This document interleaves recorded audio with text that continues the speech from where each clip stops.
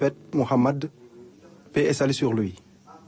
Autre foyer religieux, Léona Niassène se prépare aussi au Maoulid en prélude à la commémoration de la naissance du prophète Mohammed. Paix et salut sur lui. Faisons connaissance ce soir avec les différents khalifes généraux de la famille de Mam Khalifa, de El Hadji Abdoulaye Niass à Cheikh Ahmed Tidiane Niass. Ils ont tous œuvré pour la préservation de son legs. Salut Sek. À Léona Niassène, les différents khalifes de El Hadji Mohamed Niass, d'Imam Khalifa, ont tous œuvré pour la préservation de son legs. Son premier successeur, El Hadji Abdoulaye Niass, était l'initiateur de la grande mosquée de Léona Niassène. Son premier khalifa, El Hadji Abdoulaye, est inhumé dans la grande mosquée de Léona Niassène. En 1964, il avait démoli une partie de la maison pour construire une mosquée.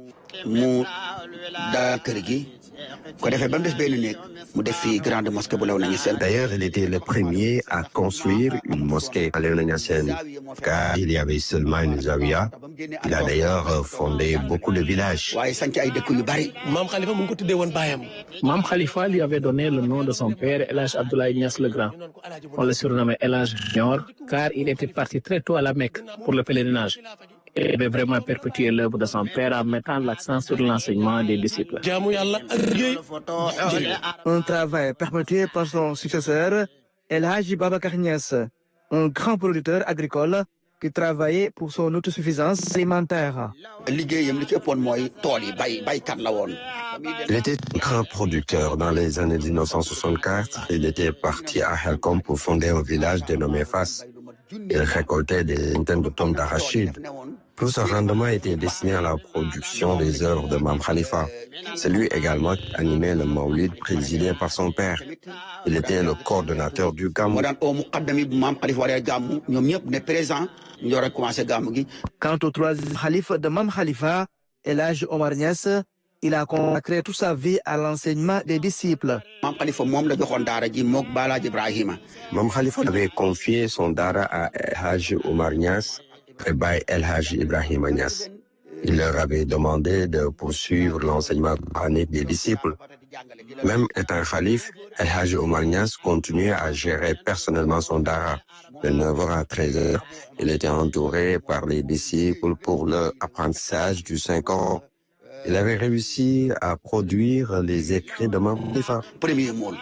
El Hadji Omar Niass est succédé au khalifa par El Hadji Ibrahima Niass, surnommé le bâtisseur. De 2009 à 2017, il a réussi à transformer la cité religieuse de Léona Niassène. Léona Niassène s'est modernisé durant le khalifa de El Hadji Ibrahima Niass. Il avait acheté des dizaines de maisons pour agrandir la grande mosquée et aménager un espace dédié à la célébration du Maoulid et de la Ziara. Aujourd'hui, Cheikh Ahmed Tidiane Niass continue de perpétuer cette œuvre et l'accent est mis sur l'international.